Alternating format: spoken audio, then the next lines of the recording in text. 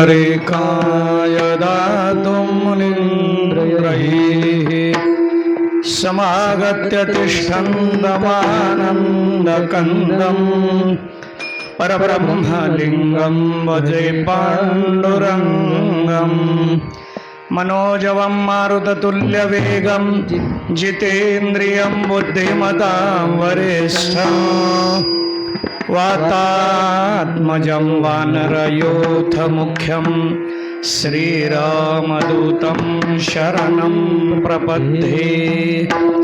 गुरुर्ब्रह्मा गुरुर्विष्णु गुरुर्देवो महेश्वरा गुरुसाक्षात् परं ब्रह्म तस्मै श्रीगुरवे नमः। नमो ज्ञानेश्वरा नमो ज्ञानेश्वरा नमो ज्ञानेश्वरा नमो ज्ञानेश्वरा नमो ज्ञानेश्वरा नमो ज्ञानेश्वरा नमो ज्ञानेश्वरा नमो ज्ञानेश्वरा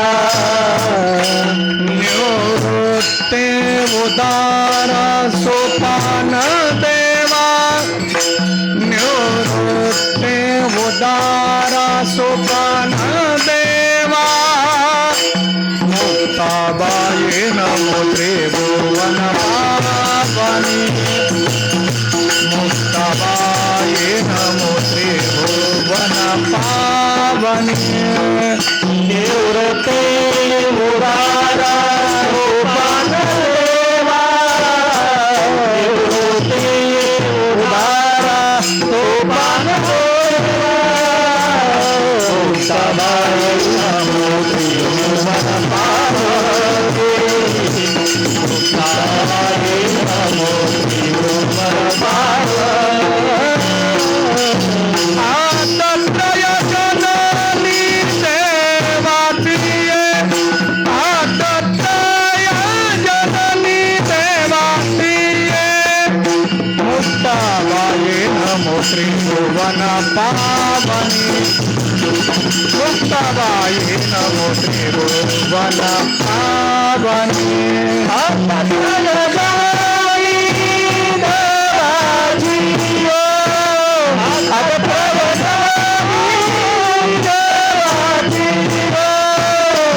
मुक्ताबाई नमो त्रिभुवन पावनी मुक्ताबाई नमो त्रिभुवन पावनी।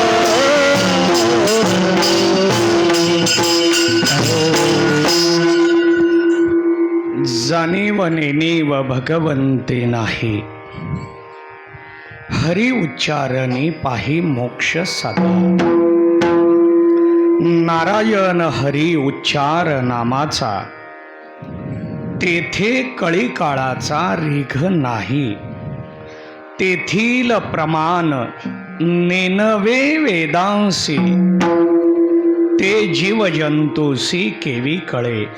ज्ञानदेवा फळ नारायण पाठ सर्वत्र वैकुंठ केले असे। हरिमुखे म्हणा हरिमुखे म्हणा पुण्याची गणना कोण करी। पुंडलिक वरद हरी विठ्ठल श्री ज्ञानदेव पंढरीनाथ भगवान की जय। माऊली ज्ञानेश्वर महाराज की जय। जगद्गुरु तुकाराम महाराज की जय। संत शिरोमणी सावता महाराज की जय। पुरुषोत्तम मासाच्या निमित्ताने म्हणजेच अधिक मासाचं औचित्य साधून हरिपाठ प्रवचनाचा एक महिन्याचा हा कार्यक्रम जांभळे परिवाराच्या माध्यमातून आदरणीय हरिभक्तीपरायण बळीराम नाना जांभळे महाराज व जांभळे परिवार या सर्वांच्या माध्यमातून हा कार्यक्रम संपन्न होत असताना हरिपाठावर क्रमाने दररोज वेगवेगळ्या ज्ञानी गुणीजन वारकरी संप्रदायातल्या महाराज मंडळींच्या अमृतवाणीतून आपण हरिपाठाचं विवेचन श्रवण करत आहात. यामध्ये माझ्याकडं 25वा अभंग आज आलेला. मी काल आपल्याला चिंतन सांगितलं की हरिपाठ ग्रंथ हा सगळ्यात अवघड ग्रंथ आहे. ज्ञानोबरायांचे ग्रंथ किती, या ग्रंथामध्ये कोणता ग्रंथ कुठं लिहिला, ज्ञानेश्वरी कुठं लिहिली, अमृत अनुभव कुठं लिहिला, चांगदेव 65 कुठं लिहिली, तसा हरिपाठ ग्रंथ कुठं लिहिला, कुठं लिहिला तसा क्रमाने कितवा आहे. ज्ञानेश्वरी, अमृत अनुभव, चांगदेव 65, अभंग गाथा यामध्ये हरिपाठ कितवा आहे. काही जण म्हणतील याचा विचार कशासाठी करायचा. आपण चहा तयार केला आणि जास्त वेळ जर तो गॅसवर राहिला तर त्या चहाची चव बदलते का तीच राहते? बदलते. चहाची चव जास्त वेळ अग्नीवर गॅसवर राहिल्यामुळे जशी बदलते तसा परमार्थामध्ये जसजशी पुढची विवेचनं होत जातील तसा अंतिम विचार हा या सगळ्यापेक्षा वेगळा म्हणून स्वीकारावा लागतो. हरिपाठ हा ज्ञानोबरायांच्या सर्व वाङ्मयातला कळस आहे. मग मंदिराचा पाया कोणता, मंदिराचा हॉल कोणता, मंदिराचं शिखर कोणतं आणि मंदिराचा कळस कोणता, यामध्ये ज्ञानोबरायांच्या सर्व ग्रंथात कळस स्थानाला कोणता ग्रंथ असेल तर तो हरिपाठ आहे. आणि हरिपाठ ग्रंथ हा मध्येच एखाद्या अभंगावर बोलायचं म्हटलं तर तसं बोलणं अवघड आहे. कारण हरिपाठ ग्रंथातले 27 अभंग हे एकमेकातली गुंफण आहे, एकमेकात गुंफलेले आहेत. आणि म्हणून अभंगाचं चिंतन मांडत असताना मागच्या आणि पुढच्या अभंगाला स्वीकारून पुढं जावं लागतं. याचा अर्थ मागच्याच अभंगाला फक्त घ्यायचंय असं नाही, तर मागच्या सगळ्या अभंगाला घ्यायचंय आणि पुढच्याही सर्व अभंगाला अर्थाने स्वीकारत जर आपण पुढं गेलो तरच व्यवस्थितरित्या त्या चिंतनापर्यंत, अर्थबोधापर्यंत आपल्याला पोचता येणार आहे.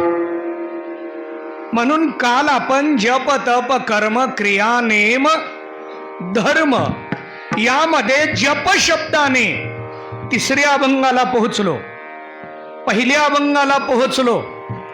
ते करत करत आपण 4थ्या अभंगाच्या शेवट चरणाला आलो, 16व्या अभंगाला आलो.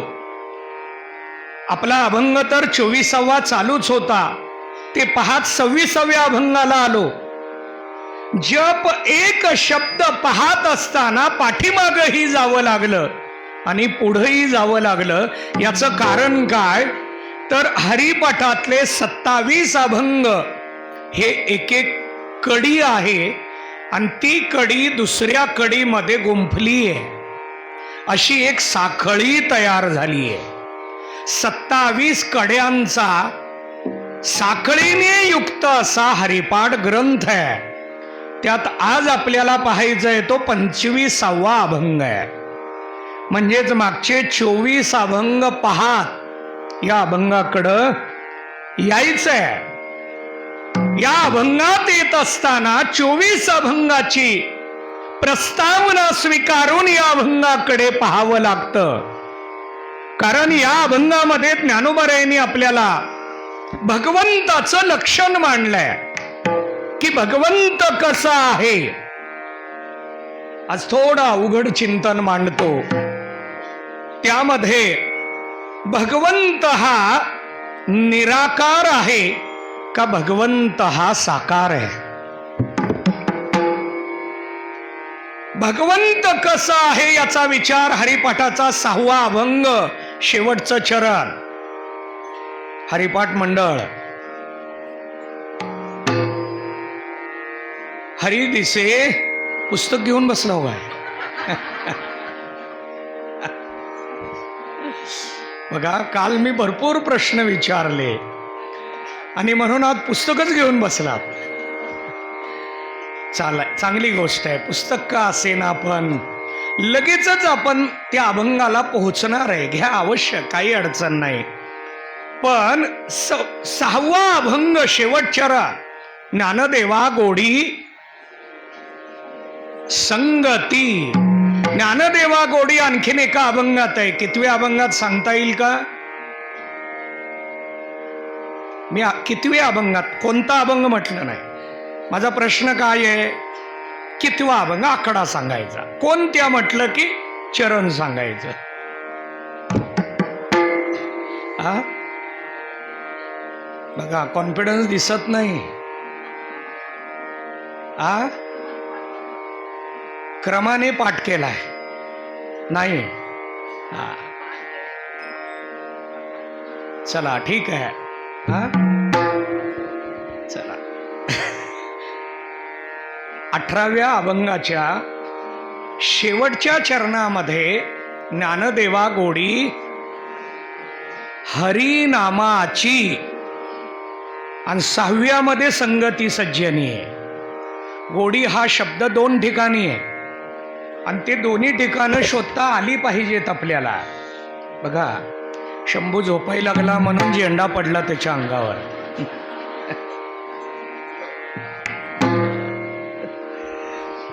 का मोबाईल बघायला नाही का? चला ठीक आहे. हरी दिसे जनीवनी आत्मतत्वी. देव कुठे? चराचरात आहे. चराचरात आहे म्हणजे आता इथं सुद्धा आहे. मग इथं देव आहे. किती जणांना पाहता येणार आहे? मग इथं नाही का? मग का पाहता येत नाही? इथं देव आहे का नाही? पहिल्यांदा हे ठरवू आपण. आहे. किती जणांना पाहता येणार आहे? कुणालाच पाहता येत नाही. का पाहता येत नाही? तर तो डोळ्याचा विषय होत नाही. देव हा नाही असा नाही. देव सर्वत्र आहे. देव कुठे? सर्वत्र आहे. जळी स्थळी काष्टी पाशानी आहे वनमाळी जेथे तेथे. देव सर्वत्र आहे. काही जण म्हणतील सर्वत्र असेल तर मग आम्हाला का अनुभवाला येत नाही? देव अनुभवाला येण्यासाठी त्याच्याशी नातं जोडावं लागतं. लाईट आहे का नाही पाहण्यासाठी बटन ऑन करावं लागतं.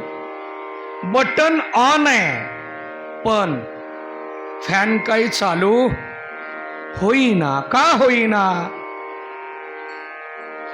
फॅनचं दुसरं जे बटन आहे ते बंद आहे. एमईसीबी कडून आलेलं बटन जे आहे ते चालू आहे. नातं जोडल्याशिवाय लाईट आहे का नाही कळत. तसं देवाबरोबर नातं जोडल्याशिवाय देव आहे का नाही कळत नाही. काही जण म्हणतील आम्ही देवाबरोबर नातं जोडायला तयार आहोत. कसं जोडायचं? 1001 रुपये पावती फाडून देवाच्या संघटनेचं सदस्य व्हायचं म्हणजे नातं जोडायचं असं आहे का? नाही. देवाबरोबर नातं जोडण्यासाठी हरिमुखे म्हणा. पहिल्या अभंगाकडे आलो आपण आता.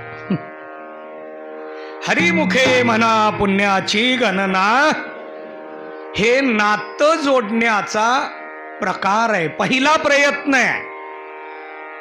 काल मी आपल्या समोर एक विचार मांडलाय की हरिपाठ म्हणजे काय. 27 अभंग क्रमाने म्हणणं हा वारकरी परंपरेतला हरिपाठ आहे.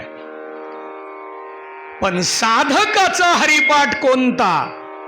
सतत हरी हरी म्हणणं हा हरिपाठ आहे, एवढाच आहे. 27 अभंग न म्हणता तुम्ही हरी हरी हरी हरी हरी म्हणजे रामकृष्ण हरी हे काय आहे? हरिपाठ आहे. असं मी नाही म्हणत, ज्ञानोबारायांनी अनेक अभंगात सांगितलंय. त्याला मी काल एक प्रमाण सुद्धा दिलं.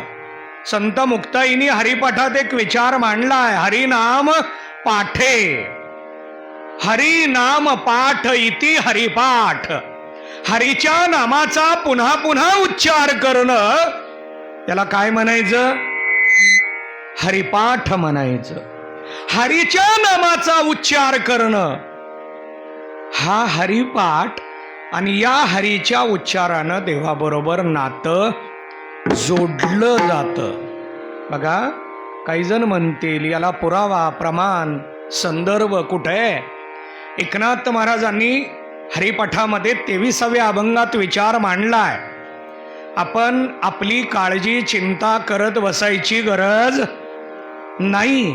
तुझी चिंता त्याशी सर्व आहे. कधी?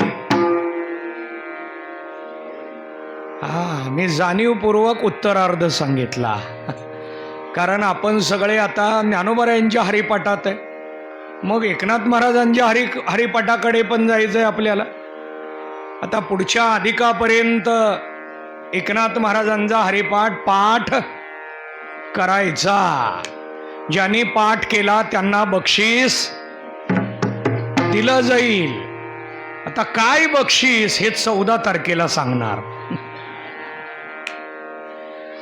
म्हणजे तुम्ही 14 तारखेला हजर राहिलं पाहिजे तर बक्षीस कळणार आहे. पण हजर जरी नाही राहिलं ना, अभंग पाठ केला तरी बक्षीस दिलं जाईल. चला, आता काय बक्षीस हे 14 तारखेला. आपण काय विचार करायला लागलो आत्ता, की एकनाथ महाराज लक्षणा मांडतात, तुझी चिंता देवाला आहे. कधी? आवडीने भावे हरी नाम घेसी. हरी नाम पाठ, हरिपाठ. हरी नाम घेतल्यामुळे आपल्याला काळजी करत बसायची गरज नाही. आपली काळजी कोण करतो? देव करतो. आपली काळजी देव करतो. याला एक चरित्र मांडतो, थोडक्यात मांडतो. चरित्र मोठं आहे. ज्या वेळेला कौरव पांडवांचं युद्ध सुरू होतं, युद्धाचा 11वा दिवस होता, 10वा दिवस आहे. 10व्या दिवशी संध्याकाळी भीष्माचार्यांनी प्रतिज्ञा केली, उद्याच्या सूर्यास्तापर्यंत मी पांडवांचा निपात करेन किंवा देवाला हातात शस्त्र धरायला लावेन. कारण युद्धाच्या अगोदर कृष्ण परमात्म्याने मी हातात शस्त्र धरणार नाही अशी प्रतिज्ञा केली होती. आणि म्हणून भीष्माचार्यांनी प्रतिज्ञा केली की उद्याच्या सूर्यास्तापर्यंत मी पांडवांचा निपात करेन. कौरव पक्षात आनंदी आनंद, उद्या युद्ध संपणार. पांडव पक्षामध्ये मात्र काळजी वाटायला लागली, चिंता वाटायला लागली. कृष्ण परमात्मा सुद्धा काळजी करू लागला. प्रत्येक जण आपापल्या कक्षाकडे आलाय. कृष्ण परमात्मा अर्जुनाच्या कक्षाकडे आले. आत डोकावून पाहिलं, अर्जुन निवांत विश्रांती करतोय. अर्जुनाकडे देव आले, कृष्ण परमात्मा आले ना अर्जुनाला म्हणायला लागले, निवांत पडला. हो म्हटले, विश्रांती घेतोय. आज काय झालं युद्धभूमीवर माहित नाही का? माहिती आहे म्हटले काय झाले. काय झालं म्हटले. पितामहांनी प्रतिज्ञा केली उद्याच्या सूर्यास्तापर्यंत पांडवांचा निपात करेन. मग तुला पितामहांच्या प्रतिज्ञेत शंका आहे का? कधी काडी मात्र शंका नाही. पितामहांची प्रतिज्ञा कधीही फोल ठरत नाही. तरी तू इतका निवांत विश्रांती कशी घेतोय? बघा, आता इथं आमच्या महाराज मंडळींना उद्या प्रवचन म्हटलं की आजच विश्रांती होईना, झोपच लागेना. बळीनानाने हरिपाठाची अभंग दिली आणि प्रत्येकाला काळजी, उद्या कसं प्रवचन होईल आणि उद्या कसं प्रवचन करू. जसं येतं तसं करायचं. प्रवचनाला काही अडचण नाही, पण त्यातनं दुसरी अडचण नानांनी केली, लाईव्ह आहे. काही बोलून चालणार नाही. बघा, अनेक महाराजांना चिंता आणि काळजी वाटायला लागली, परंतु इथं अर्जुन मात्र निवांत झोपलेला आहे. देव आले आणि म्हणायला लागले, पितामहांची प्रतिज्ञा फोल ठरते असं तुला वाटायला लागलं का? नाही म्हटले, फोल ठरत नाही, मला माहिती आहे. तरी तू निवांत का? अर्जुनाचं उत्तर ऐका. अर्जुन म्हणायला लागला, तू आमच्या बरोबर असताना आम्हाला काळजी करायची काय गरज आहे? आपण परमार्थ असा करावा यात नवल नाही, प्रपंच सुद्धा असा करावा. अर्जुनाचा हा आत्मविश्वास का होता? अर्जुनानं देवाबरोबर नातं जोडलं होतं आणि ते नातं जोडण्यासाठी अर्जुनाने सतत काय केलं? हरिपाठ केला. अर्जुनाने अखंड हरिपाठ केला, सतत हरिपाठ नामस्मरण अखंड केलं. म्हणून अर्जुनाची काळजी कुणाला? देवाला. आपली काळजी देवाला पण नाही, घरच्यांना पण नाही. घरच्याला सुद्धा काळजी नाही. एखाद्याला जर म्हटलं काय झालं, दररोज 1 वाजता प्रवचन संपत आहे, 2ला घरी येतेत, अजून आले नाहीत, येतील राहू दे. कोण काळजी करत नाही. घरी आल्यानंतर का फोन केला नाही विचारू नये म्हणून काही जण करतात.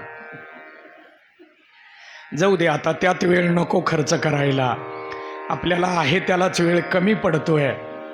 माझं चिंतन असं चालू आहे, यामध्ये हरिपाठामध्ये देवाच्या दोन्ही लक्षणा मांडलेल्या आहेत की देव कसा आहे आणि हा चराचरातला देव कळण्यासाठी नातं जोडावं लागतं. इथून मी आलो. देव चराचरात आहे, अखंड आहे. महाचराचरात आहे हे आम्हाला का लक्षात येत नाही? पटवून देतो. झाडामध्ये पाणी कुठे आहे? झाडामध्ये पाणी मुळाला आहे, खोडामध्ये आहे, सालीमध्ये आहे, पानांमध्ये आहे, फुलांमध्ये आहे का फळामध्ये? झाडामध्ये पाणी आहे का? पहिला प्रश्न. उत्तर आहे कुठे? उत्तर आहे सर्वत्र. पाणी मुळे, झाडाची जी मुळे ते पाणी पुरवतात का पाणी मुळातच आहे? पुरवतात. पुरवतात आणि आपल्या जवळच ठेवतात का फळापर्यंत? फळापर्यंत. म्हणजे मुळापासून शेंड्यापर्यंत काय आहे? दिसतं का? झाडाकडे बघा, पाणी दिसतं का? दिसत नाही, नाही का? तसा देव आत्ता दिसतो का? नाही, नाही का? अनुभव घ्यावा लागतो. मग अनुभव घेण्याची प्रक्रिया आहे, त्या प्रक्रियेला हरिपाठ म्हणतात. हरिपाठ का करायचंय आपल्याला? मी काल एक प्रश्न मांडला होता, पण तो ठेवलाय मी. जाऊ दे, आजचा जो चालू विषय आहे त्याला घेऊन पुढे जाऊया. कारण हरिपाठ हा सूत्र ग्रंथ आहे. त्याच्यावर पण आपल्याला बोलायचं होतं, पण हा अभंग राहून जाईल. कारण आज आमचे तुकाराम महाराज आलेत आणि म्हणून आता या सगळ्या सध्याच्या तरुण युवा कीर्तनकारांना हे सगळं सांगावं लागतं. सूत्र ग्रंथ म्हणजे कोणते ग्रंथ आणि सूत्र शब्दाचा अर्थ काय. 4 अवच्छेदक आहेत. विश्वतोमुखम, सारवत, अल्पाक्षरम, असंदिग्धम. आता याचा क्रम आहे थोडा माझा मागं पुढं झाला. अल्प अक्षरम हा पहिला आहे. अल्प म्हणजे कमी, अक्षर कमी असावी. कमी अक्षर असल्यानंतर संशय येतो म्हणून दुसरं अवच्छेदक आहे असंदिग्धम. संदेह रहित बोलणं असावं. विश्वतोमुखम सगळ्यापर्यंत पोहोचणार, फलदायी आणि सारवत. 4 लक्षण आहेत.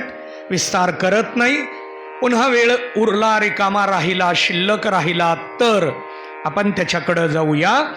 पण हरिपाठ हा सूत्र ग्रंथ कसा हेही पटवून द्यावं लागणार आहे. आणि त्यामध्ये मी आत्ता चिंतन मांडतोय की देव निराकार आहे का साकार आहे. कारण आत्ताच्या 25व्या अभंगात पहिल्या चरणात पूर्वार्धात भगवंत शब्द 2 विशेषणांनी मांडलाय. जाणीव आणि याचा अर्थ काय.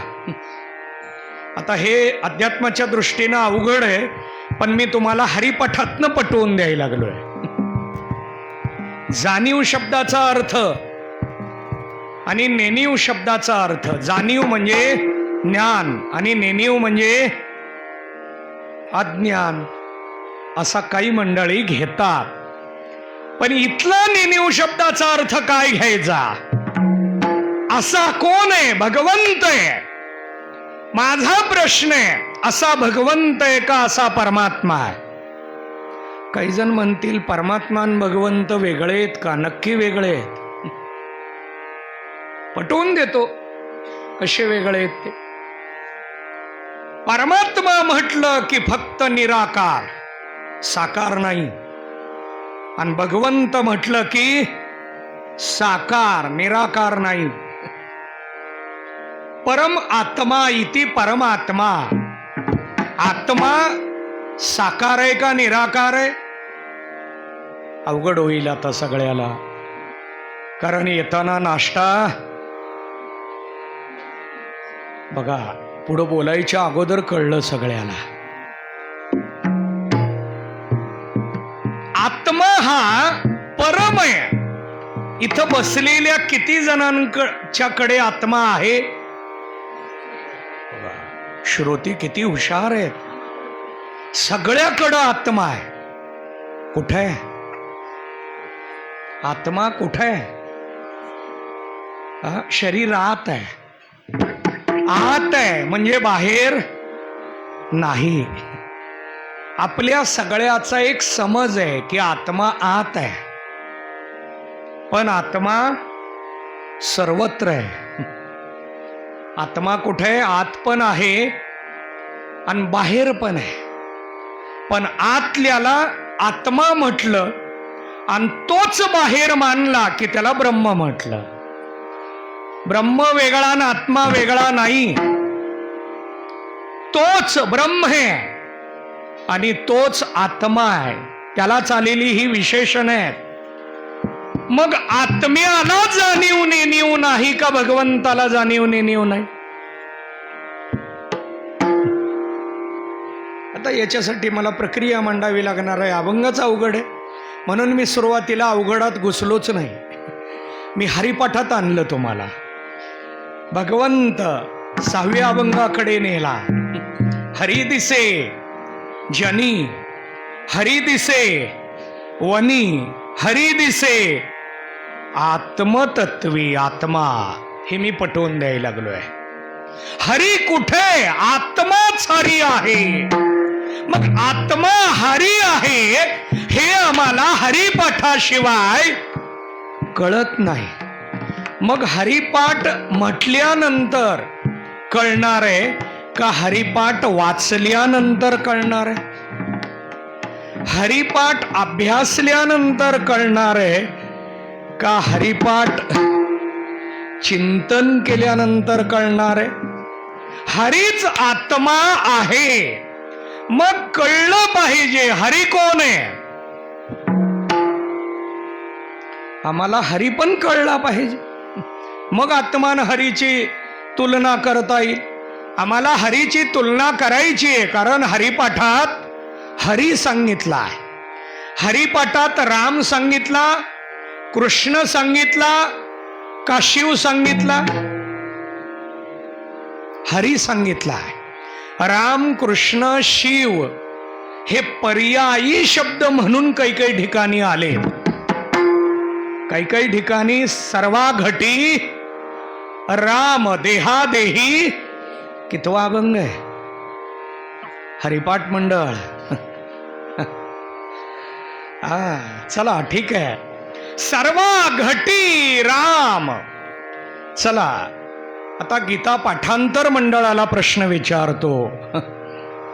आपल्याला हाच श्लोक कितव्या अध्यायात आला? हेच चिंतन कितव्या अध्यायात आहे? सर्वस्व चाहं हृदि सन्निविष्टो अध्याय कितवा? आता वारकरी संस्थेला विचारू का?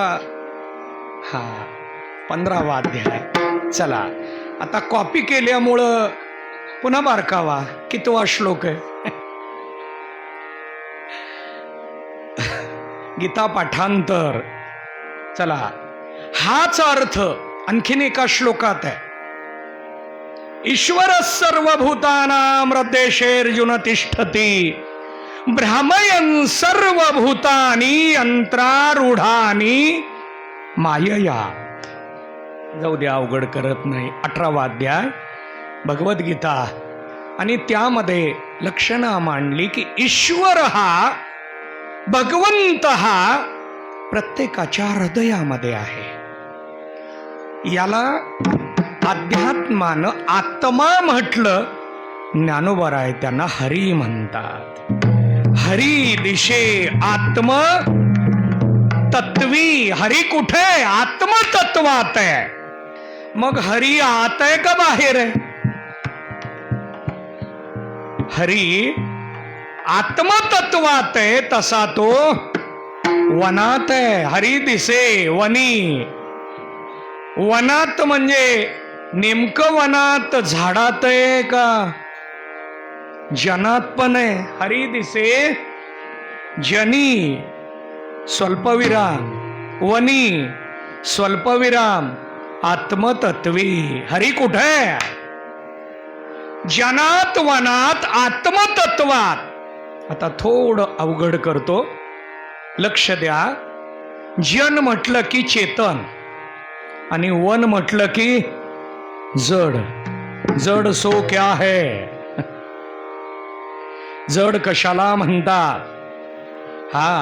आपको न जाने और को न जाने सो जड है, त्याला जड म्हणतात. जे स्वतःलाही ओळखत नाही, इतरांना पण ओळखत नाही, अशी माणसं पण आहेत. स्वतःला पण ओळख नाही स्वतःची, दुसऱ्याला पण. त्याला जड मूड म्हटलं अभंगात. मला चिंतन मांडायचंय. हरी कसा आहे? परमात्मा कसा आहे? मग देव मंदिरात आहे का देव विश्वात आहे? प्रश्न पुन्हा विचारू का? देव विश्वात आहे, मग दर्शन घ्यायला विश्वात जावं का मंदिरात? देवाचं दर्शन करायचंय का नाही? कधी? फक्त पुरुषोत्तम मासात. इतर वेळेला पंढरपूरला जायचं नाही. इतर वेळेला मंदिराकडं फिरकायचं सुद्धा नाही. दर्शन म्हटलं की मंदिर. पण कधी? अधिक महिना आला, अधिक महिना आला, चला मंदिराला जाऊ. तीर्थक्षेत्राला गर्दीच गर्दी आहे. इतकी गर्दी वाढायला लागली तीर्थक्षेत्राला, कारण देव कुठे? मंदिरात आहे. आता माझ्या प्रश्नाचं उत्तर द्या, देव मंदिरात आहे का जगात आहे? देव मंदिरात, जगात का देहात? आता हा सगळा देव कळण्यासाठी हरिपाठ. हरिपाठ का करायचा आहे? दुपारी रिकामा वेळ आहे म्हणून चला हरिपाठाला, असं नाही. आता ज्या ज्या महिला, जी मुलं मुली हरिपाठाला वेळ काढतात ती भाग्यवान आहेत. कारण सतत नित्यानं हरिपाठ करणारा भाग्यवान असतो. कितव्या अभंगात हरिपाठात विचार आलाय?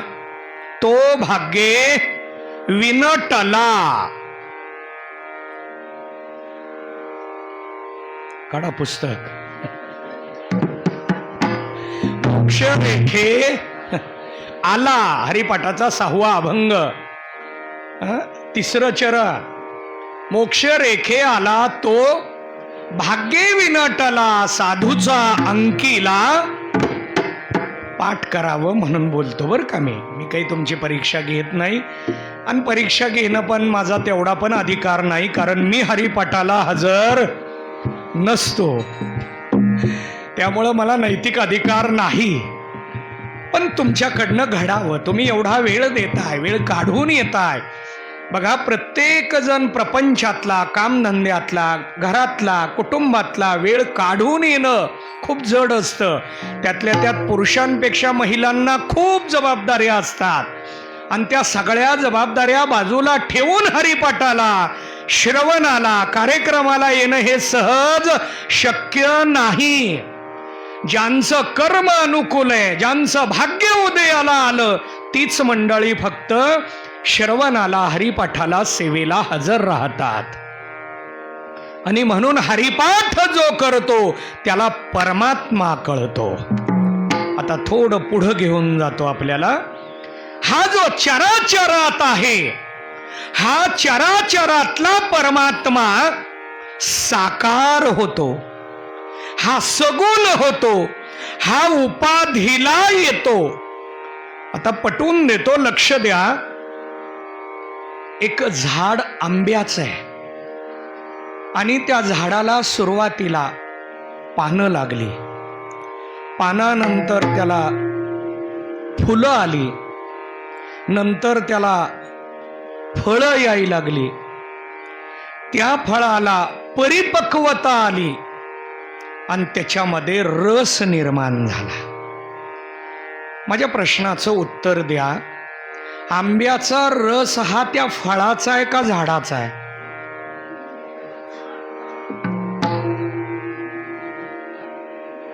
बघा, आंबा खाल्लाय का नाही कधी? अक्षय तृतीयेला आपल्याकडे रस करतात. शुगर असली तरी खायचा असतो. परवा पंढरपूरला 7 टन आंबे आले होते, आणि त्याचा रस होता. 7 टन रस होता. 7 लाख पुरणपोळी होती.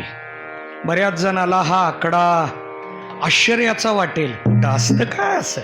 महाराज मंडळी प्रौढीनं बोलत असतील, पण आत्ता इथं सगळे साक्षीदार आहेत. आमचे विलास महाराज असतील, तुकाराम महाराज असतील, ही सगळी मंडळी इथं साक्षीला आहेत की या सगळ्यांनी आमरस खाल्लाय, पण पुरणपोळी खाल्ली आहे आणि वाटली आहे. वाढण्याचं काम पण पंक्तीत केलंय. मी फक्त खाल्ला नाही, मी बघितलाय. मला शुगर आहे म्हणून मी 100% पाळतो. काही काही जणांनी मला सांगितलं, महाराज खूप चांगला आहे हो, अर्धा तर घ्या, अर्धा तर घ्या. त्या रसाला एसी गाडीत आणलं होतं. रस इतका तयार केलता, 7 लाख पुरणपोळी होती, 2 तालुक्यातनं आली होती. आश्चर्य वाटेल आपल्याला, घरात 4 पुरणपोळी करायची म्हटलं तर पहाटपासून सगळ्याला कामाला लावतात. मुलाला सांगतात, मुलीला सांगतात, नवऱ्याला सांगतात, आपण स्वतः त्या वेळेला 12:30-1 वाजता मग सगळ्याला सांगतात, घ्या अंतरायला, बसकर घ्या, ताटं घ्या, एकानं रसाचं पातेलं, एकानं भाजीचं पातेलं, सगळ्यांनी मिळून खेळीमेळी चाललेलं असतं घरात आपल्या. आणि करावं सुद्धा सगळ्यांनी. फक्त परमार्थ सगळ्यांनी करायचा नसतो, स्वयंपाक सगळ्यांनी मिळून करायचा. हरिपाठाला मात्र सगळ्यांनी मिळून जायचं नाही. मी हे का सांगायला लागलो, आत्तापर्यंत माग कधी इतका मोठा सप्ताह झाला नाही, पुढं कधी होईल याची शाश्वती नाही. इतका मोठा उत्सव पंढरपूरमध्ये साजरा झाला. बऱ्याच जणाला शंका होती, इतकं काही होत असतं का? एका मंगळवेढा तालुक्याने 3 लाख पुरणपोळी दिली. वारकरी किती प्रेम करतात याचं उदाहरण आहे. आम्ही फक्त काही जणाला सांगून मोबाईलवरून फोन करूनच आग्रह केला. म्हणजे लोक संप्रदायावर किती प्रेम करतात याची उदाहरणं आहेत. आपल्या सोलापूर शहरातून भागाभागातून भाकरी जात होत्या. आपल्या एका सोलापूर शहरातनं 1.25 लाख भाकरी आल्या. म्हणजे लोक किती प्रेम करतात. आणि वेळेला पुन्हा आपल्याकडं घरात 4 माणसं आले की दुपारी 1ला बोलवतात आणि 2:30ला जेवायला बसवतात. पण तिथं 10 वाजता म्हटलं की पंढरपुरात 10ला गाडी आली 1.25 लाख भाकरीची. इतका मोठा उत्सव झाला. जाता जाता सांगितलं मी आमरस सांगत होतो, आंबा सांगत होतो. शंका विचारली होती, आंब्यामध्ये जो रस आहे त्या फळाचा आहे का झाडाचा आहे? आता उत्तराला आलात. मग तेवढा आवाज आला नव्हता. बघा, मी इतकं बाकीचं बोलल्यानंतर तुम्ही अर्थापर्यंत आलात. आंब्यातला रस आंब्याचा नाही, संपूर्ण झाडाचा आहे. खालनं पाणी येतं, ते पाणी झाडातनं त्या चवीला आणतं, त्या फांदीकडं आणतं, देठाकडं आणतं, आणि मग त्या फळामध्ये ते चवीनं येतं. म्हणून काही काही आंबे गोड असतात आणि काही काही. तर काल एके ठिकाणी जेवायला बसलो, ककडी कडूच आली. आता ककडीला आलेलं पाणी कडू आहे का वेल कडू आहे? बघा, पाणी पाणीच आहे, खालनं पाणी आलं म्हणजे झाडाचा रस घेत त्याचं रूपांतर फळात झालं. आता मूळ विषयाकडे येतो. एवढं मी का बोलायला लागलोय, तुम्हाला या अभंगाचं पहिलं चरण कळावं याच्यासाठी. तुम्ही म्हणाल याचा त्याचा संबंध कुठे आहे? पटवून देतो, समन्वय साधतो. मी सोप्या पद्धतीनं मांडायला लागलोय. झाडामध्ये रस आहे, दिसतो का? झाडाला कुठल्या मशीन मध्ये घातल्यानंतर आमरस येईल? कुठल्याच मशीन मध्ये घाला, आमरस येत मग नाही का? आहे, याला निराकार म्हणतात. हा सुप्त आहे, गुप्त आहे, याला निराकार म्हणतात. तसा चराचरात परमात्मा आहे, सर्वत्र आहे. पण आंब्यामध्ये आला, साकार झाला. तो रस आंब्यात आल्यानंतर साकार झाला. काही जण म्हणतील, महाराज आम्हाला पटेना. आंबा आधी कैरी असते आणि कैरी गोड असते का आंबट? बऱ्या प्रमाणात कैरी आंबट असते, म्हणून ती लोणच्याला वापरतात. तुमच्या इकडं लोणचं माहितीये का? आमरसाकडं भर जास्त असतो का लोणच्याकडं? आंबा ताजा खावा का मुरवून खावा? जाऊ द्या कसा का खाईनात. जेवढा जास्त मुरेल तेवढं लोणचं चांगलं लागतं, कैरी नाही. आता त्याचं नाव बदललं. कैरी ही मुरली नाही की कैरी आहे, आणि मुरल्यानंतर लोणचं झालं. असो द्या, थोडा दृष्टांत वाढायला लागला, पण मला सांगायचं होतं की कैरी असला तरी पिकल्यानंतर मात्र तो गोड लागतो, मग त्याचा रस काढला जातो. जाऊ दे, आता मी सांगू नये म्हटलं होतं पण सांगतो. रस कसा काढता तो आपल्याकडं?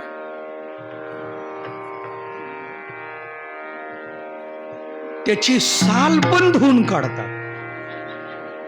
कशाची? किती वेळा?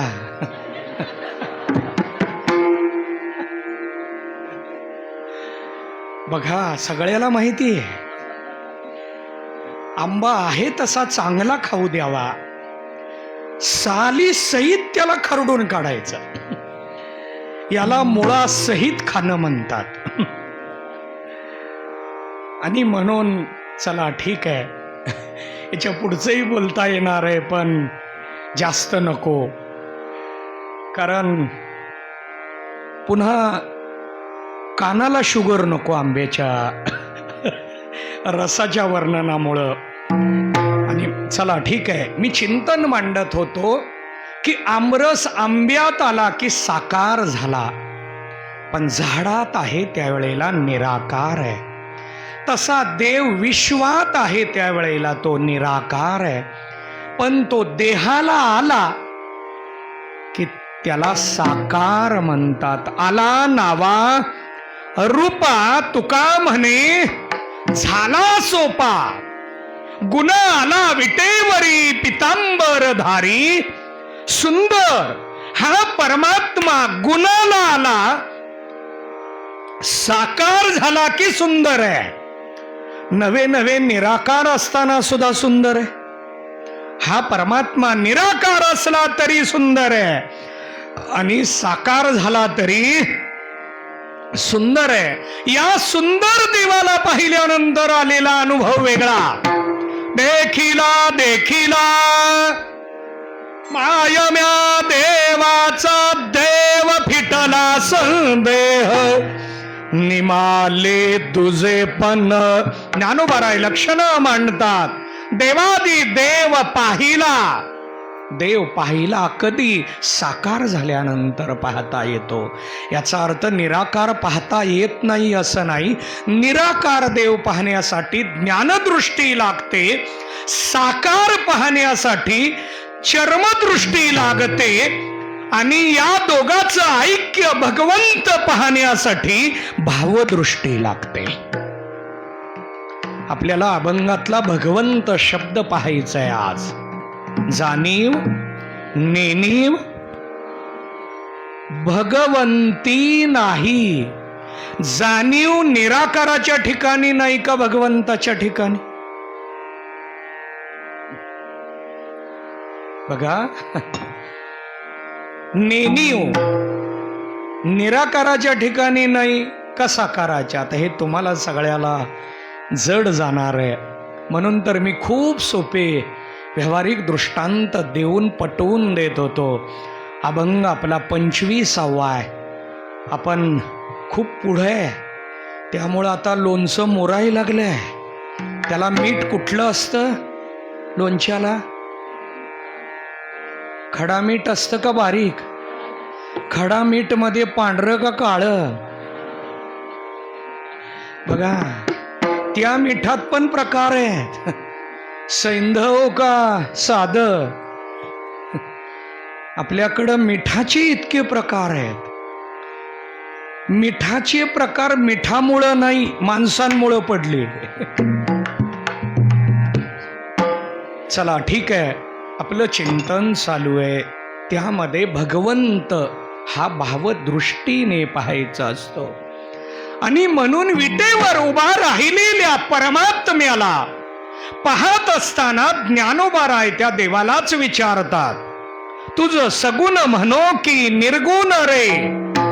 देवा, मी सावता महाराजांचं चरित्र वाचलं, अभंग पाहिले की तुम्हाला निर्गुण म्हणावं वाटतं, पण नामदेव महाराजांचं चरित्र पाहिलं, चरित्र वाचलं की तुम्हाला सगुण म्हणावं वाटतं. मग तुम्ही सगुण आहात का निर्गुण आहात? कारण सावता महाराजांची अभंग आहेत, कांदा मुळा भाजी. आता ते इथं नाही म्हटलं तर अपराध ठरेल, कारण या केंद्राचं नावच आहे, प्रशिक्षण संस्थेचं नावच आहे संत शिरोमणी सावता महाराज.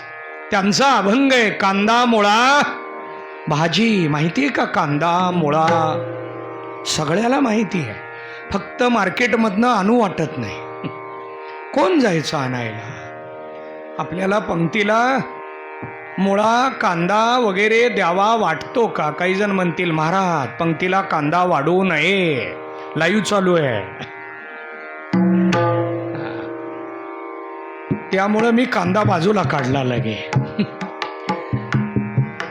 आपल्याकडे कांदा मुळा भाजी अवघी, लसूण मिरची कोथिंबिरी अवघा झाला माझा हरी. मग हरी लसूण मिरची कोथिंबिरीत आहे का मंदिरात आहे? सावता महाराज पाहिले की निर्गुण वाटतात, नामदेव महाराज पाहिले की सगुण वाटतात. देवा, मी तुम्हाला काय मानू? तुझं सगुण म्हणो की निर्गुण रे. सगुण निर्गुण एकू गोविंदो रे. हा गोविंदो इथं भगवंत आहे. आता हे कळायला जड जाणार आहे सगळ्याला, प्रक्रिया ऐकणाऱ्याला सुद्धा, संप्रदाय ऐकणाऱ्याला सुद्धा. कारण भगवंत हा या दोन्हीहून विलक्षण आहे. गोकुळातला कृष्ण परमात्मा निर्गुण पण नाही, सगुण पण नाही, भगवंत आहे. हा भगवंत कोण? ज्याला जाणीव नाही, ज्याला नेणीव नाही. नेणीव शब्दाचा अर्थ काय? अजाणतेपणा. इथं अज्ञान शब्द नाही घ्यायचा, अजाणतेपणा. जाणीव म्हणजे जाणतेपणा. का घ्यायचा नाही? माझ्याकडं आत्ता फक्त अर्धा तास शिल्लक आहे, अभंग सगळा जसाच्या तसा आहे, फक्त पहिल्या चरणात आलोय मी आणखी, त्यामुळं मला त्याच्या विस्ताराकडून प्रक्रिया मांडणं थोडं सगळ्याला पण जड जाईल. अभंगच तेवढा अवघड आहे. जाणीव या शब्दाचा अर्थ जाणतेपणा. मनुष्यानं जाणतं व्हावं आणि समाजात नेंतं म्हणून वावरावं. महाराजांनी देवाला प्रार्थना केली आहे, लहानपण देगा देवा, मला लहान कर. मग आता लहान कर शब्दाचा अर्थ वयानं लहान कर का मनानं लहान कर? मनानं. आम्हाला समाजात मोठं व्हावं वाटतं, मोठं राहावं वाटतं का लहान व्हावं वाटतं? आमचं नावच घेतलं नाही हो महाराजांनी. मोठं व्हावं वाटतं. बघा, महाराजांचा यातला खूप सुंदर अभंग आहे. मोठेपणा किती बाधक आहे. जया अंगी मोठेपणा, जया अंगी मोठेपणा, जया अंगी मोठेपणा, मोठेपणा, मोठेपणा.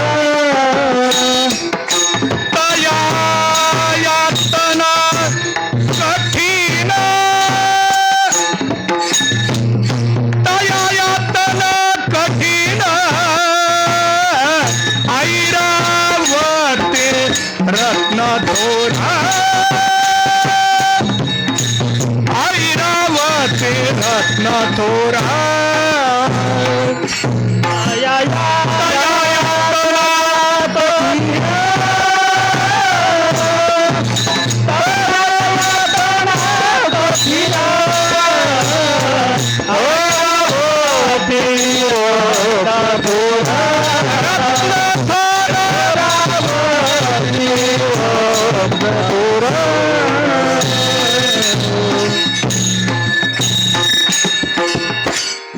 जया अंगे मोठेपण तया यातना कठीण.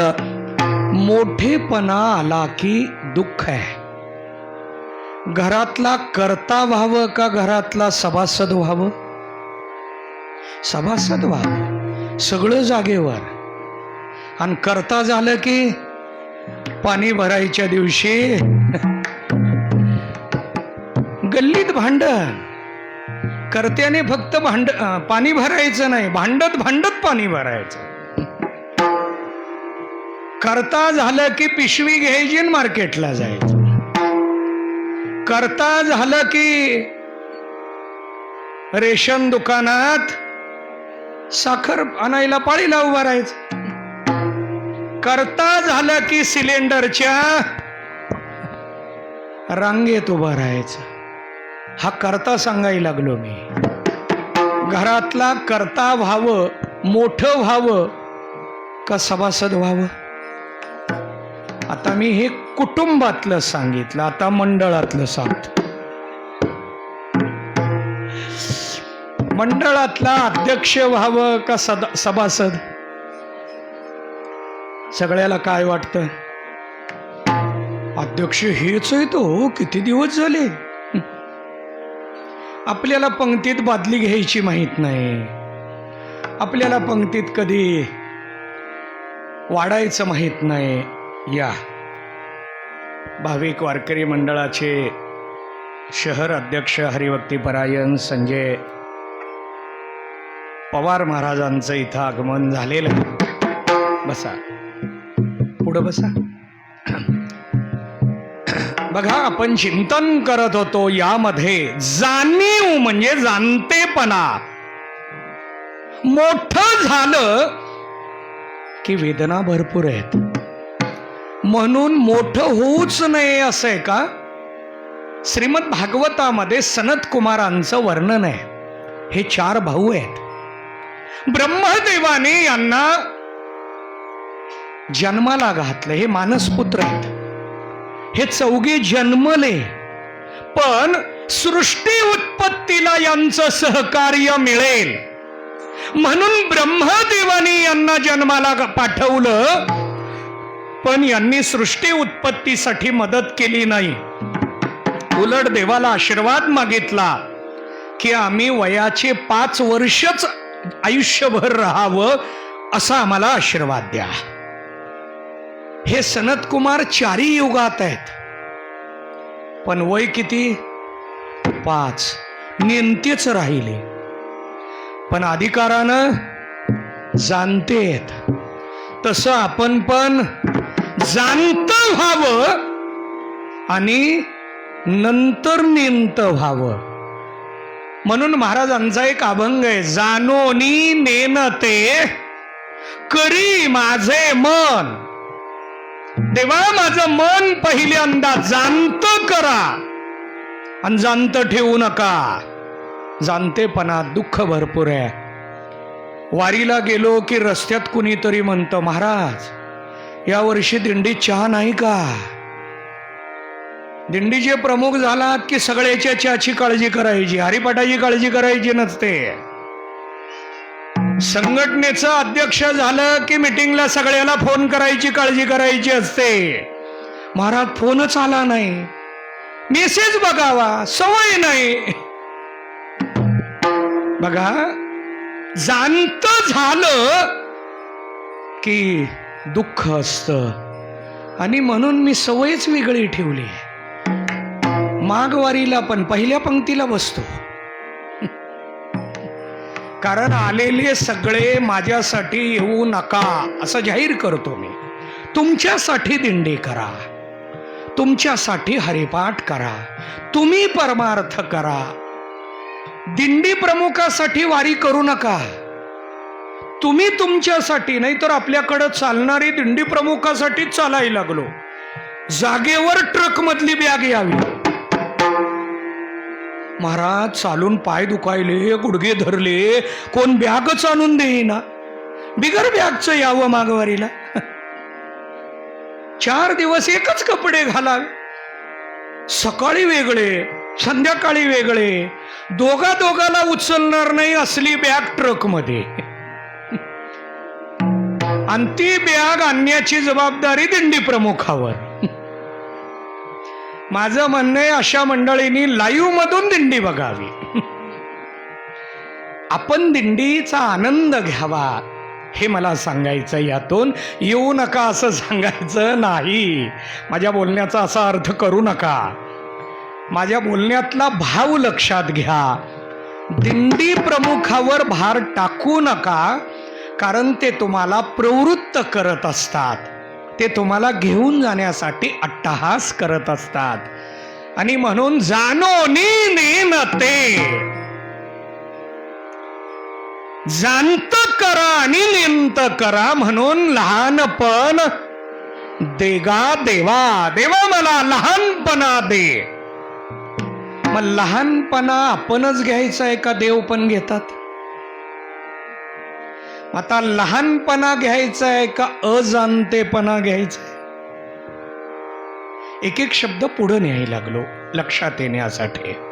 याला नेणीव म्हणतात.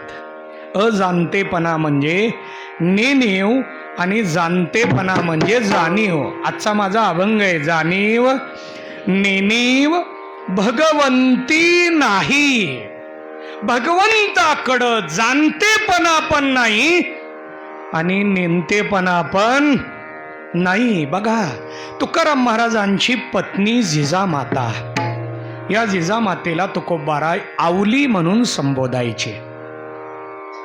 एका वेळेला त्या जिजामातेच्या पायामध्ये काटा टोचला.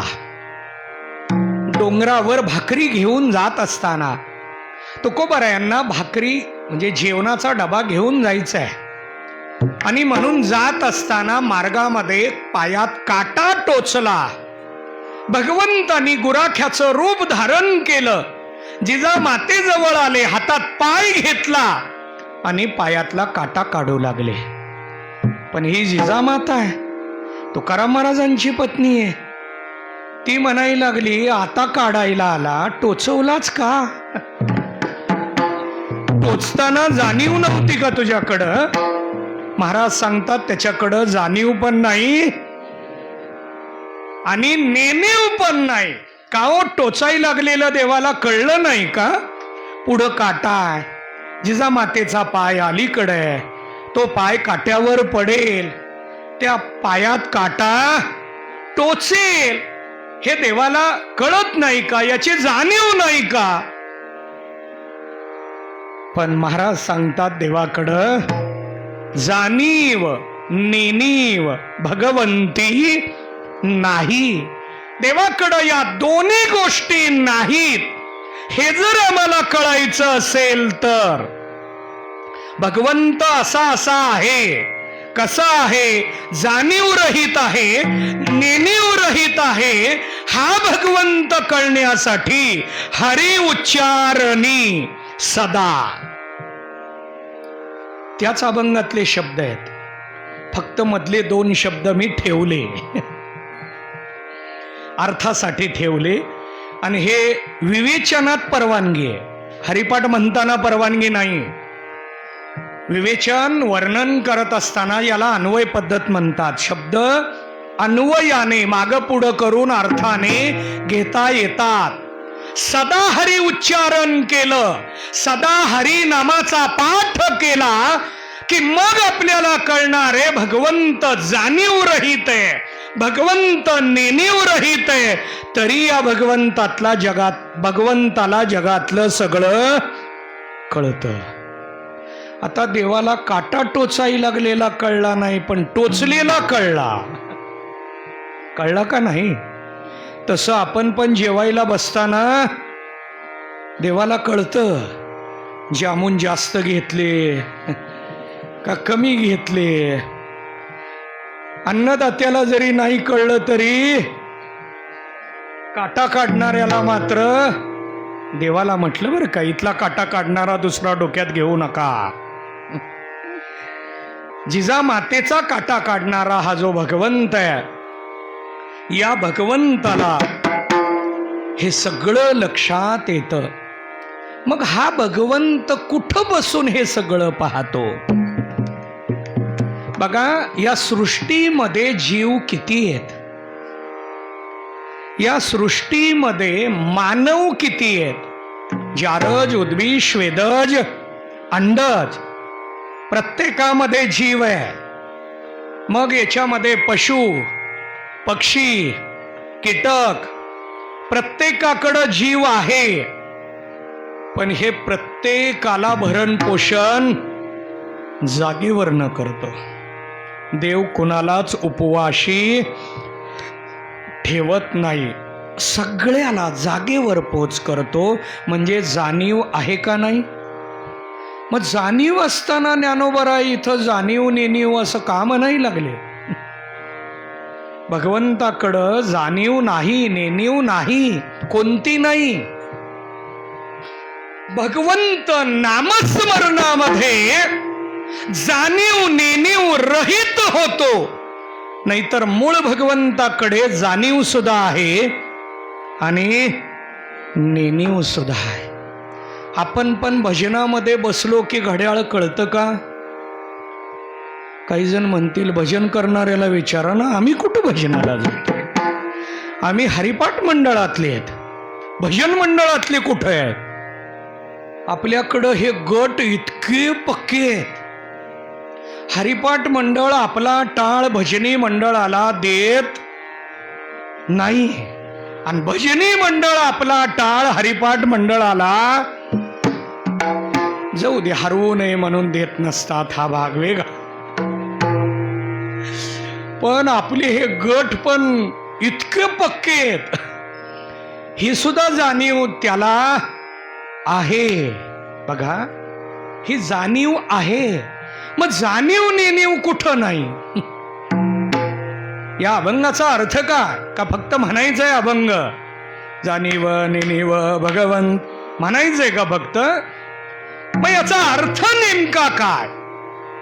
तो भजनात रंगला की जाणीव ही विसरतो आणि नेणीव सुद्धा विसरतो. म्हणून आपण काय करावं? नारायण हरी उच्चार नामाचा, सतत उच्चार नामाचा करावा आणि सदा करावा. त्याला मोक्ष सदा आहे. पाहे मोक्ष सदा. आता मी प्रक्रियेच्या चिंतनातनं आल्यामुळं माझ्या समोर हे सगळे विषय उभे राहतात. आता इथला मोक्ष शब्दाचा अर्थ काय? हरिपाठाच्या पहिल्या अभंगात मुक्ती शब्द आलाय. कुठं आहे? हरिपाठाचा पहिला अभंग. तेने मुक्ती चारी साधी हल्या. बघा, पाठ आहे सगळ्याला. चार मुक्ती. आता मुक्ती वेगळी, मोक्ष वेगळा. मुक्ती म्हटलं की उपासना पद्धतीने प्राप्त होणारी अवस्था, सलोकता, समीपता, स्वरूपता आणि सायुज्यता. चार मुक्ती आहेत. या चार मुक्ती कशाने मिळतात? तेने मुक्ती. तेने दर्शक सर्वनाम आहे, बोट दाखवलं. बघा, ती व्यक्ती काम जास्त करते. ती व्यक्ती. ती म्हणजे कोण? महिना झालं एकही पंगत वाढली नाही असं झालं नाही, ती व्यक्ती. तसं तेने मुक्ती. मग पूर्वार्धाकडं यावं लागतं. देवाची द्वारी उभा क्षण भरी. आता माझा तुम्हाला प्रश्न आहे, देवाच्या द्वारात का देवळाच्या द्वारात? देवाच्या. मग देवाच्या द्वारात मुक्ती आहे का देवाच्या द्वारात मोक्ष आहे? मला मोक्ष या शब्दाकडं आणायचं होतं म्हणून हे सगळं मी मांडून इकडं यायला लागलोय. बघा, मोक्ष याचा अर्थ सर्व दुःख निवृत्ती आणि परमानंदाची प्राप्ती. आपल्या जीवनातलं सगळं दुःख संपलं पाहिजे. दुःख असं संपलं पाहिजे की ते पुन्हा येऊ नये. दुःख संपावं. कसं संपावं? पुन्हा येऊ नये. आपल्या सगळ्याला मरण आहे का? सगळ्याला. कोणाकोणाला आहे? सगळ्याला आहे. जो जन्मला त्या सगळ्याला.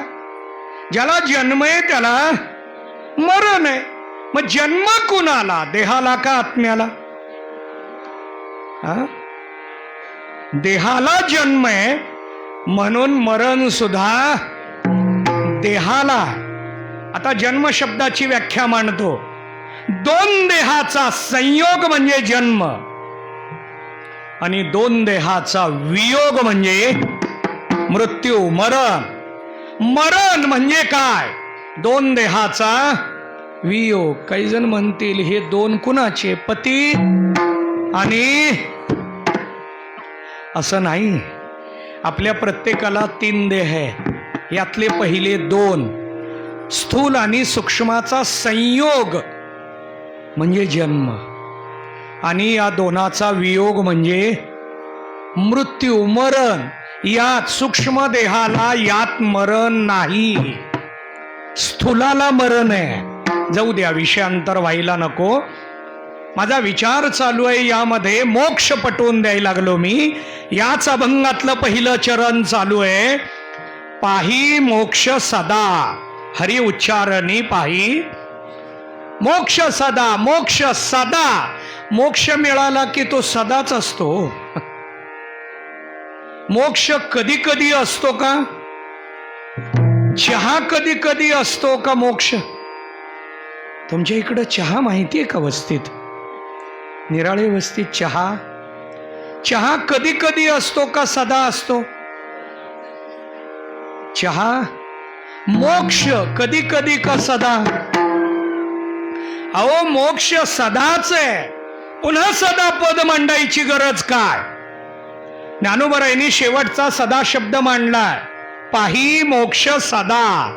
म्हणजेच हे सदा पद मोक्ष शब्दासाठी नाही, हरी उच्चारणीसाठी आणावं लागतं. त्यावेळेला मोक्ष पाही. आता इथं चिंतन आपल्याला असं पाहता येतं. दुसऱ्या चरणातला उत्तरार्ध घ्या. तेथे कळीकाळाचा रीघ नाही.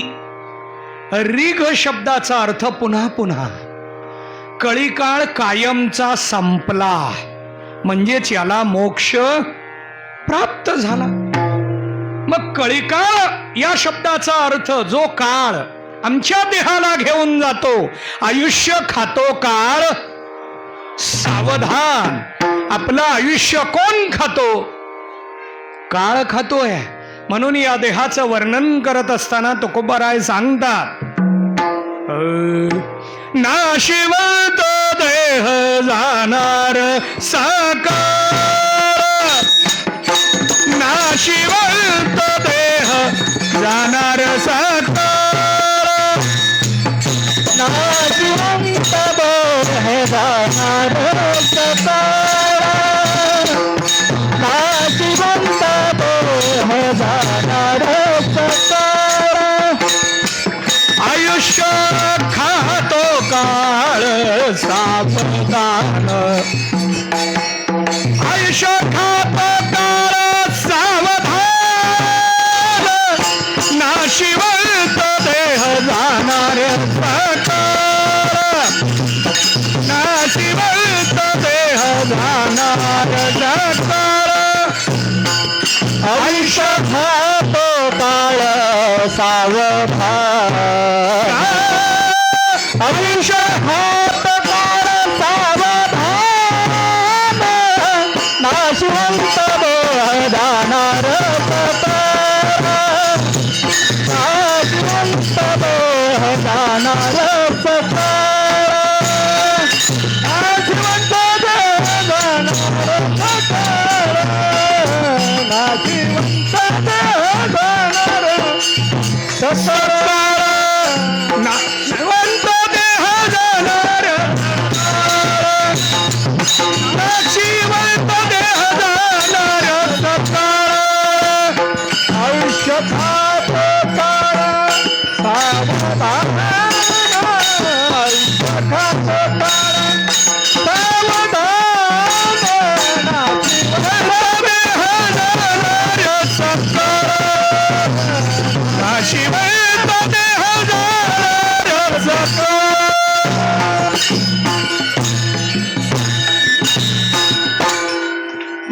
महाराजांचं प्रसिद्ध असं प्रमाण आहे.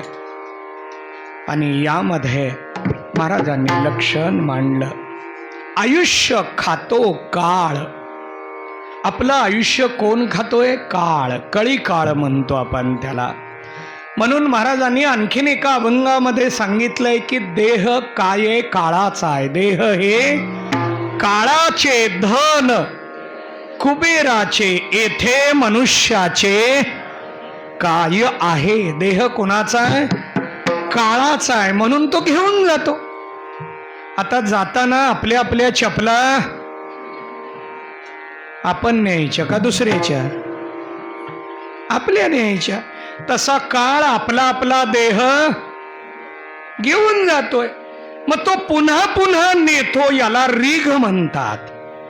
बघा, माणसांची रीघ लागली तशी इथं कळी काळाची रीघ आहे. तेथे कळी काळाचा रीघ नाही. म्हणजे मृत्यूचा रीघ नाही. मृत्यू पुन्हा पुन्हा येणं हा जो रीघ होता तो संपला. हा मोक्ष कशाने मिळाला? हरी उच्चारणी पाही मोक्ष सदा. काही जण म्हणतील याला प्रमाण काय? का तुमच्या मनाचं सांगायला लागलात? वारकरी संप्रदायात मध्ये स्वतःचं काही चालत प्रमाण द्यावं लागतं, आधार द्यावा लागतो, पुरावा द्यावा लागतो, उदाहरण साक्ष द्यावी लागते. तेथील प्रमाण नेनवे वेदांसी.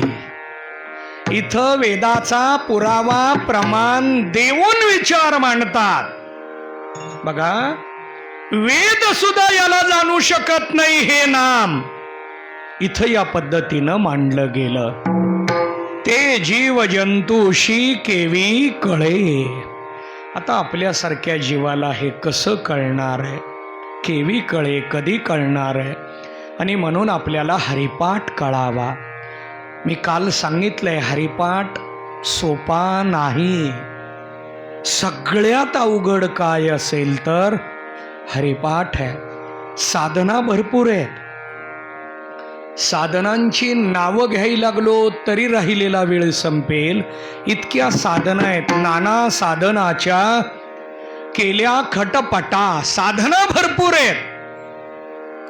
कर्म साधने, योग साधने, उपासना साधने, ध्यान साधने, ज्ञान साधने, तीर्थयात्रा साधने, दान साधने, यज्ञ दान तप कर्म साधने.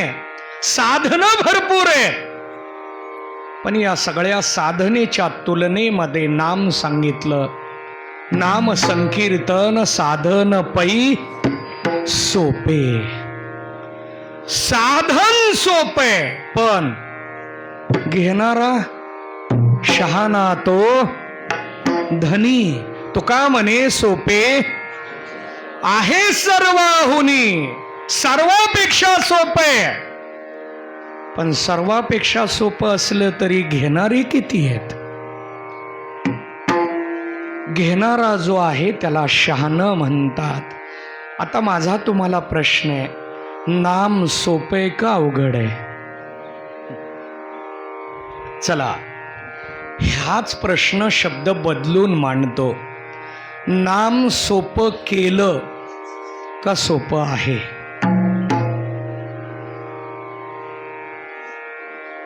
सोपं केलंय, सोपं नाही. नाम सोपं नाही. काही जण म्हणतील का उगीच अवघड करायला लागलात? सोप्या हरिपाठाला, सोप्या नामाला मी करत नाहीये. 25वा अभंगच तसा आहे. बघा, ज्ञानदेवा फळ नारायण सर्वत्र वैकुंठ. वैकुंठ एका ठिकाणी का सर्वत्र आहे? वैकुंठाला गेलात का नाही कधी? कुणाला जायचंय त्यांनी नावं द्या. मग तुमच्या समोर येणार आहे वैकुंठवासी. कुणाला जायचंय वैकुंठाला? मी भरपूर वेळा जाऊन आलो.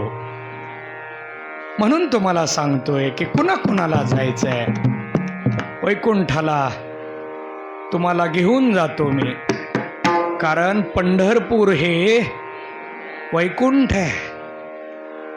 या इहलोकातलं वैकुंठ पंढरपूर आहे. मग ज्यांना ज्यांना वैकुंठाला यायचंय त्यांनी कुठं जावं? पंढरपूरला.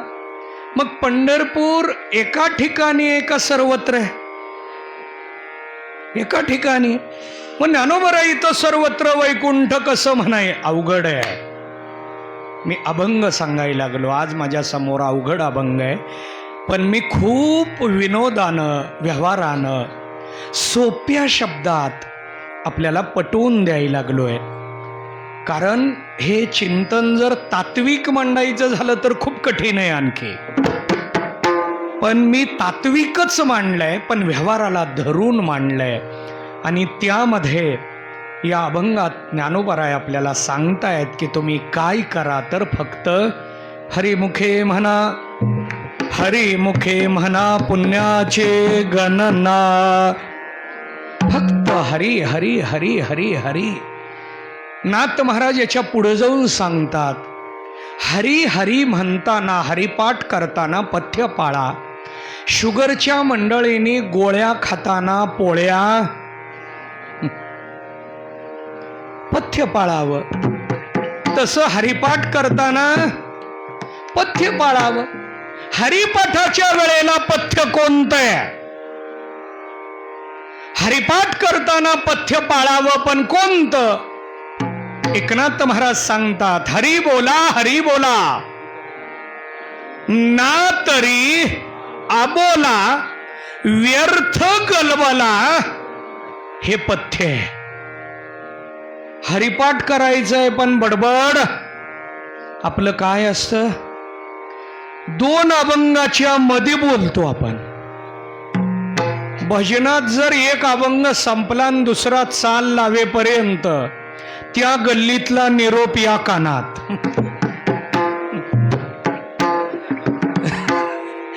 उजव्या कानातनं लगे तो डाव्या कानाकडे जात नाही, या तोंडातनं दुसऱ्या उजव्या कानात. हे पथ्य हरिपाठाला आहे. मी म्हणायला लागलो नाही, अभंग दाखवला मी तुम्हाला. व्यर्थ गलबला करू नका, बाकीची गलबला बडबड करू नका नव्हे, अबोल रहा. हरी बोला हरी बोला, ना तरी अबोला. अबोला पाळा, गप्प बसा. काही जण म्हणतील आज का गप्प आहे? दररोज गप्प राहिलो नाही म्हणून आज विचारतात. पण बाकीच्यांच्या जर लक्षात आलं हे भजनात बोलत, पुन्हा कुणीच विचारणार नाही. भजनात मौन पाळावं, हरिपाठात मौन पाळावं. हळूहळू ते मौन दिवसभराचं होईल, मग वस्तीत सत्कार होईल. कशाचा? बघा, जाऊ द्या, यातला विनोद बाजूला काढा. मी चिंतन मांडत होतो, हरिपाठ करावा. आपण हरिपाठाकडे आलोय. हरिपाठ करणारी मंडळी भाग्यवान आहेत. फक्त जे या नामाला पाठ रूपानं स्वीकारतात तेच खरं फळ आहे. ज्ञानदेवा फळ नारायण पाठ, हरिपाठ. आता नारायण शब्दाच्या स्पष्टीकरणाला वेळ नाही म्हणून मी तसंच ठेवलं. कारण नर अधिक आयन बरोबर नारायण. नर म्हणजे जीव, आयन म्हणजे आश्रय. जीवाचं आश्रय नारायण हा हरी आहे. याचा पाठ हे फळ आहे. हे फळ ज्याला प्राप्त झालं त्याला सर्वत्र वैकुंठ. पुंडलिक वरदा हरी विठ्ठल श्री ज्ञानदेव.